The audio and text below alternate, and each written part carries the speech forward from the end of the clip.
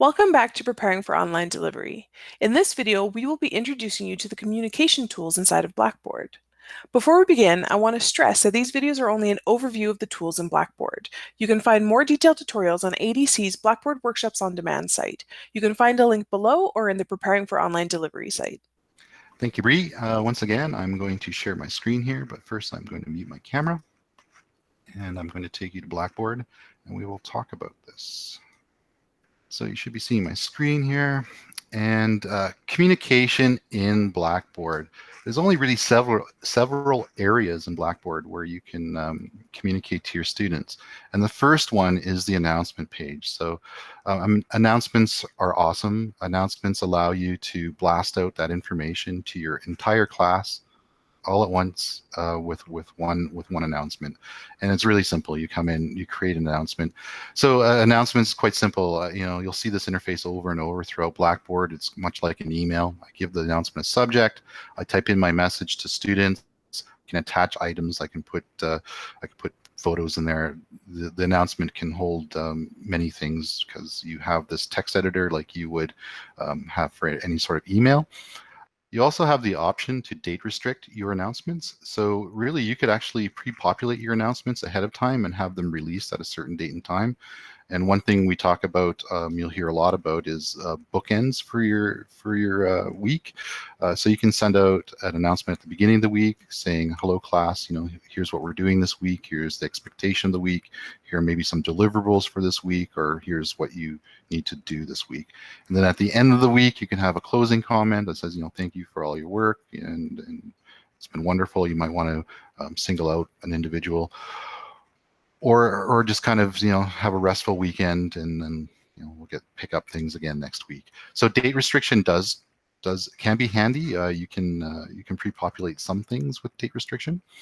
The other piece I like about this is the email announcement. For me, this closes the accountability circle between me and the student when I make an announcement. In Blackboard, when I do create an announcement, just normally, students will get an email saying an announcement was made, and they'll see the class and they'll see the subject line, but that's it. But if you check off email announcement, as soon as you hit submit, an email will go to each student with the entire message. So that saves them from actually going back into Blackboard to seeing everything. So that they got the message, that that they have the message in Blackboard, and they also have the message in their email inbox. So for me, that's a really nice accountability piece. Just know that if you do a date restriction, you cannot click this email button, because this email will send the announcement immediately, just like it says. It will not honor your date restriction. So just know that that can happen. But once again, so in Blackboard, the communication tool you would use to kind of broadcast entirely to your students would be the announcement feature. Another area that you can communicate with students is you can come down to your course tools area. Now you have this course management area as an instructor, but your students do not. They have something a little more watered down for groups and grades, I believe, here.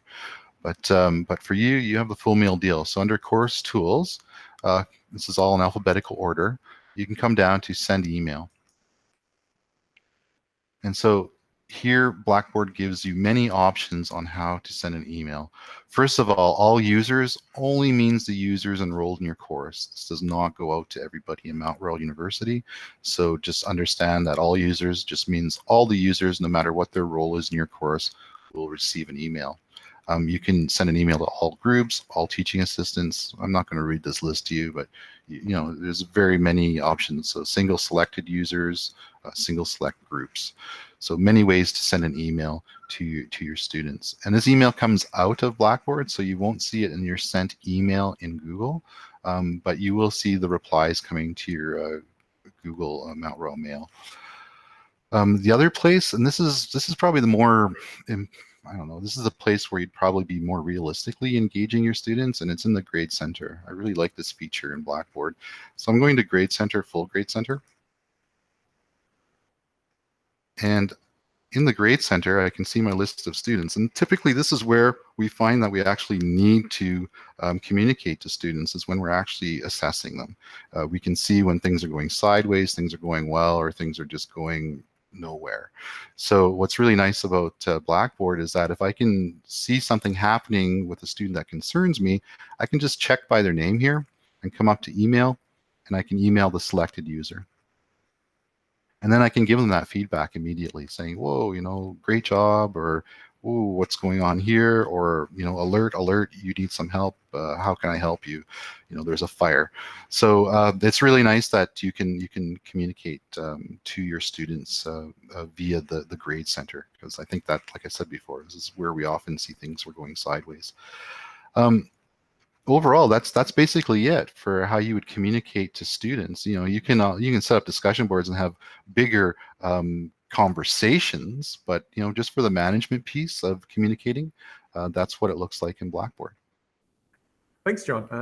I think one important consideration with regards to communication is just these are great tools that you can use to create your sense of presence for your students. So be sure to use announcements, to use emails and other tools to communicate with the students so that they can see you even from a distance. Thank you, Luciano, because that is so true. It's so easy for your students to fall into the gaps when you're at a distance, and that whole instructor presence piece using these communication tools really add that nice touch of belonging, and it makes students feel really reassured that they're not alone in this journey, even though they're sitting at their home miles away from campus. So thanks for that, Luciano. Thank you for joining me in this communication portion of Blackboard, and we'll see you in other videos. Thanks, John. And as he mentioned, be sure to join us in the next video where we cover Blackboard's collaboration tools. See you there.